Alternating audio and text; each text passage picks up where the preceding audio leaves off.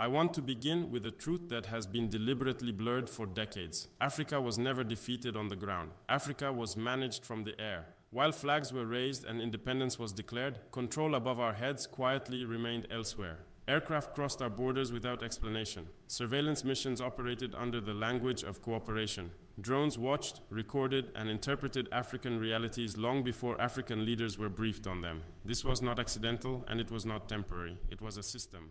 Modern power no longer begins with soldiers. It begins with visibility. Whoever controls the sky controls the narrative before the first decision is made, before the first crisis is announced, before the first justification is written. From the air, threats are defined, responses are planned, and interventions are framed as inevitable. For years, Africa existed under transparent skies. Our terrain was mapped, our movements tracked, our instability predicted, and sometimes even anticipated. Decisions affecting millions were prepared above us, then explained to us afterward as necessity or security. That imbalance has reached its limit. Across the continent, a different understanding is emerging, one rooted in awareness rather than permission. Sovereignty does not stop at the soil. Freedom does not end at the horizon. A nation that cannot see its own sky does not fully own its future. This is where the AES Air Shield begins, not as a spectacle, not as a single machine, but as a collective refusal to remain visible while others remain unseen.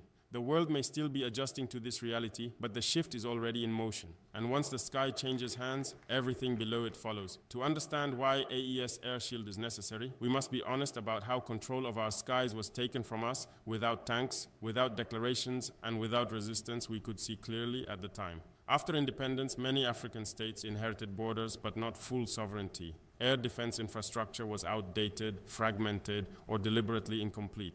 Radar systems covered cities but not corridors. Training depended on foreign assistance. Intelligence came filtered through partners whose priorities were never neutral. What we lacked was not courage, but visibility. This created a dangerous imbalance. When you cannot fully monitor your own airspace, you are forced to rely on others to tell you what is happening above you. That reliance was framed as cooperation, as partnership, as technical necessity. But over time, it became structural dependence.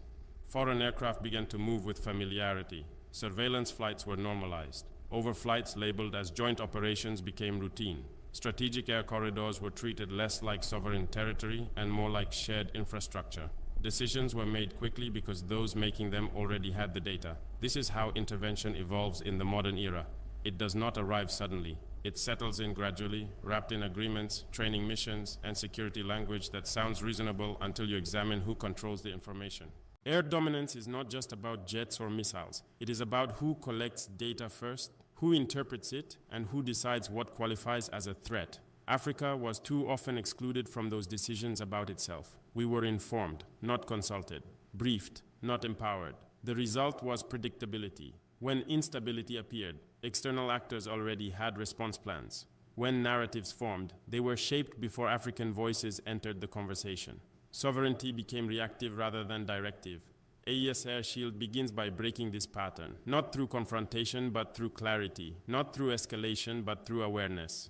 A nation that cannot see its own sky is negotiating from a position of blindness. Regaining that sight is not aggression, it is restoration.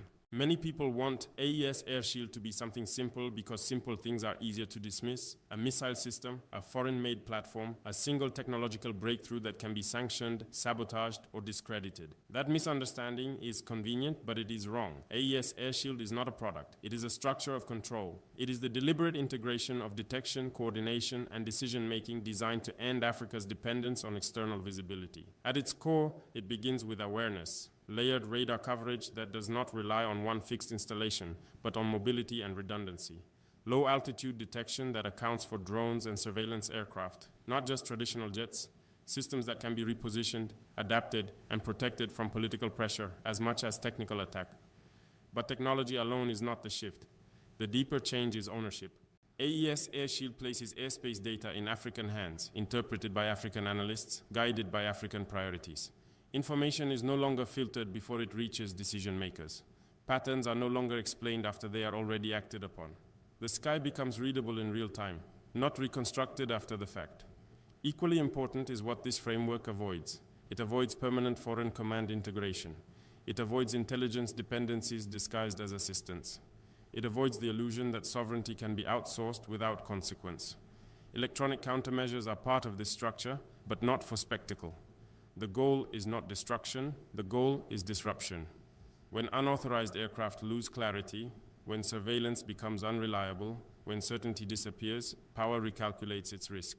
AES Air Shield does not seek constant engagement. It seeks deterrence through friction. When airspace is no longer frictionless, access stops being automatic. Negotiation replaces assumption. This is why it is difficult to photograph, difficult to headline, and difficult to attack directly. It does not announce itself. It simply changes the environment in which others operate. The most effective defense is the one that forces your adversary to hesitate before acting.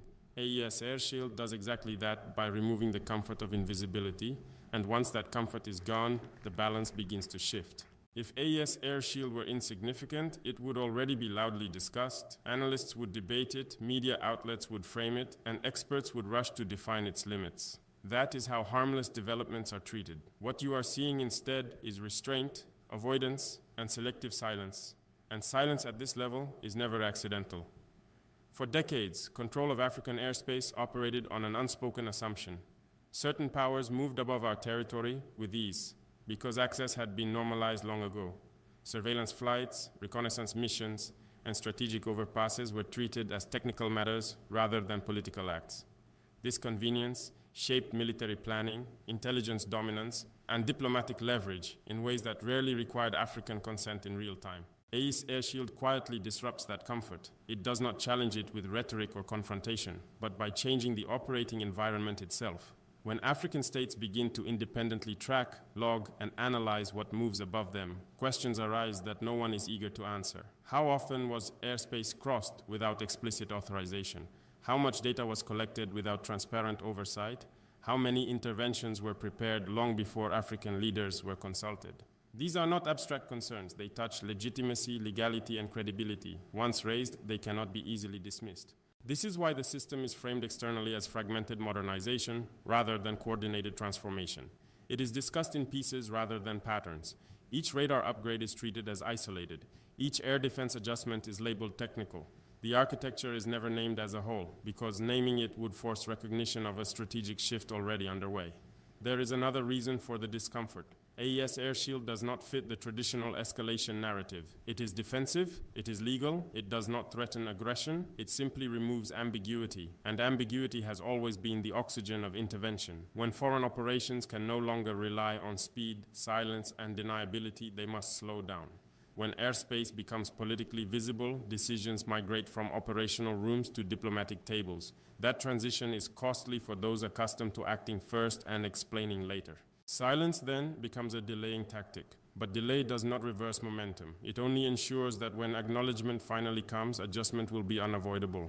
That is where we are now. The shift is already embedded. The world simply has not decided how to admit it yet. When airspace is no longer treated as open terrain, power begins to rearrange itself in ways that are not immediately visible but deeply consequential. Control of the sky does not announce transformation with explosions or confrontations. It alters behavior first, and behavior is where real shifts begin. The most immediate change is strategic caution. For years, foreign military and intelligence operations over Africa benefited from speed and assumption. Flights were planned with the expectation of access rather than the need for permission. With AES Air Shield in place, that expectation erodes. Every movement now carries political weight. Planners must consider exposure, documentation, and response. What was once routine becomes deliberate, and deliberation slows intervention.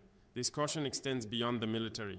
Diplomatic relationships adjust when airspace becomes sovereign in practice rather than theory. Negotiations gain substance because leverage is no longer one-sided. When African states possess their own airspace intelligence, they are no longer forced to rely on briefings filtered through external interests. They speak from evidence, not inference. That alone changes the tone of international engagement. Narrative power also shifts. In the past, events in Africa were often interpreted through data collected elsewhere and released on timelines Africa did not control. Surveillance shaped stories before governments could verify or contest them. With independent air monitoring, that imbalance narrows. Information reaches decision makers faster and without distortion. Narratives can be challenged while they are still forming rather than after they harden into consensus. Internal stability benefits as well. When a state understands what enters and exits its airspace, uncertainty decreases. Security planning becomes proactive rather than reactive.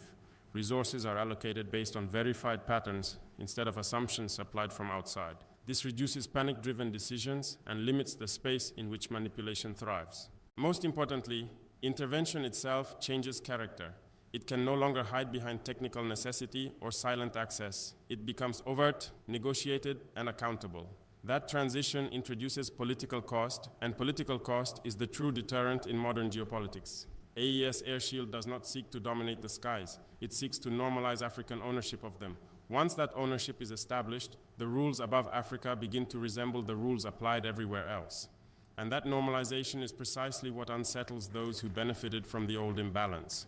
One of the most important things to understand about AES Air Shield is that it cannot survive as an isolated effort. Airspace does not respect borders drawn on paper, and neither do the forces that exploit weakness in the sky. This is why the transformation unfolding now is not national in ambition, but continental in logic. For a long time, African security was fragmented by design. One country upgraded while its neighbor remained exposed. One airspace tightened while another stayed permissive. This fragmentation made it easy for external actors to bypass resistance by rerouting, repositioning, or exploiting gaps. Weakness in one sky became access to many. AES Air Shield reverses this vulnerability through coordination rather than confrontation. Shared tracking standards, aligned protocols, and cooperative monitoring reduce blind spots that once made sovereignty porous. When multiple states begin to see the same sky clearly, leverage multiplies. Airspace ceases to be an individual weakness and becomes a collective asset. This cooperation is not ideological, it is practical. No country benefits when its neighbor's airspace is treated as an open backdoor. Stability becomes regional or it remains temporary. AES Air Shield reflects a growing recognition that sovereignty must be defended horizontally as well as vertically. This is also why attempts to frame the system as militarization miss the point. Militarization seeks dominance. AES Air Shield seeks parity. It does not aim to project force outward, but to prevent force from being projected inward without consent. That distinction matters, even if critics prefer to blur it. As more African states align around this logic, the cost of unilateral action rises. External powers must engage diplomatically rather than operationally. They must explain rather than assume. They must negotiate rather than bypass. These are not unreasonable demands. They are the standard expectations applied elsewhere in the world.